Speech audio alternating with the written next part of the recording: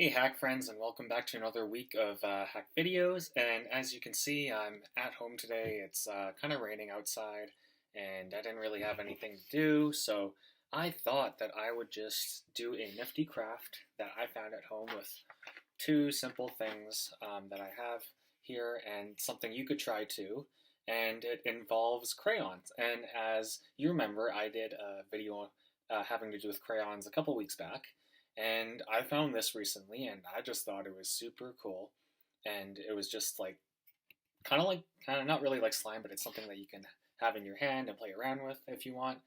But yeah, so let's get started. So I just need a muffin tray, or yeah, this is like a muffin tray. You can make mini muffins in this. I don't know if everyone has it, but if you have some kind of baking tray that has these kinds of little dents in them, small as this, that should be fine. And then second, you're going to need crayons. So I have these leftover crayons that I used a couple weeks back in another video, but as you can see, I kind of ruined a lot of them in the process. Yeah, I don't know what I did with the heads of the crayons, but they're gone now, so not much I can do with them except for this craft. So I got yellow, pink, and orange and blue here. And so I'm going to get straight forward to it. We're going to be making crayon stones today. And they're pretty much like stones that are molded to the shape of this pan. And once they come out, they are kind of like stones, but they're in these colors. So let's get right to it, and I'll show you. So the first thing we're going to do is take the paper off these crayons, so the labeling, because we don't want that to be involved in it. And we are going to carefully do that. And then we're going to break up the crayons into little pieces. So we'll do that. Oh.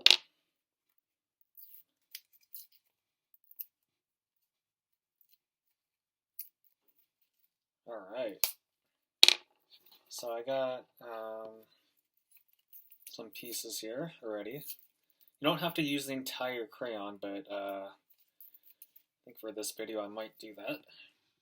Alright, so kind of like this, and the chunks should be fairly small, and they should be able to fit into the molds here pretty well. So yeah, these are really hard to break, but I will try my best. And so I'm just going to put them in here. And so kind of like this.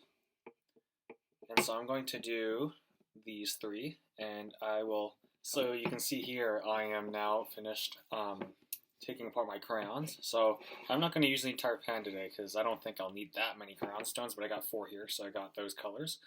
And so what you would like to do is you'd like to, I think, have enough to fill up to about the top over here.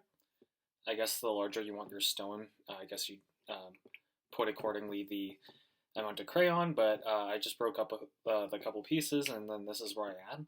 And yeah, so the next thing we're going to do is we're going to be using a stove. So if I haven't mentioned already, this first part where you're breaking apart crayons can be kind of hard. Even I kind of struggled with that because these crayons are like rock solid for some reason.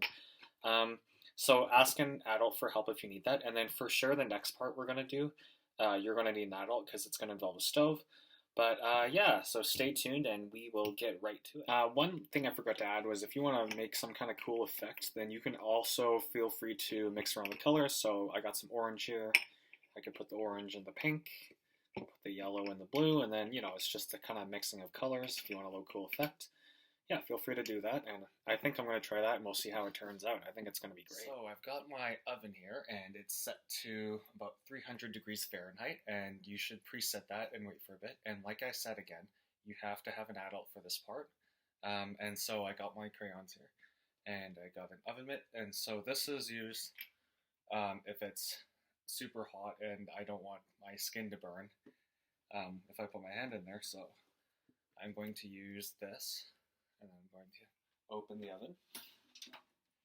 And then we're going to bake this for about 15 to 20 minutes. I'd recommend maybe 20 just to make sure that it's melted. And then, yeah, after that, we'll let it cool, but we'll get to that. So it's been about, I'd say 15 minutes, and since I didn't do too many, it didn't take too long, but they're all completely melted now. And this is what the, well, kind of finished product looks like. Kind of like a liquid thing. I don't want it to spill out. But, so once it's completely melted, you're good to go, and I'm going to refrigerate this for probably about, not refrigerate, I'm going to freeze this for about, I'd say 5 hours or so, just to ensure that they're forming to their molds and that they are not going to melt again. So they said the best way to do this was actually to leave it overnight, but since I'm on limited time, I'm going to do that to make it as quick as possible. So I'll show you the finished product. And there you go, guys. After about 5 hours of being in the freezer, these things came out beautifully. As you see, they're kind of stuck to the tray, but I will give an example of one. This one came out just perfectly fine.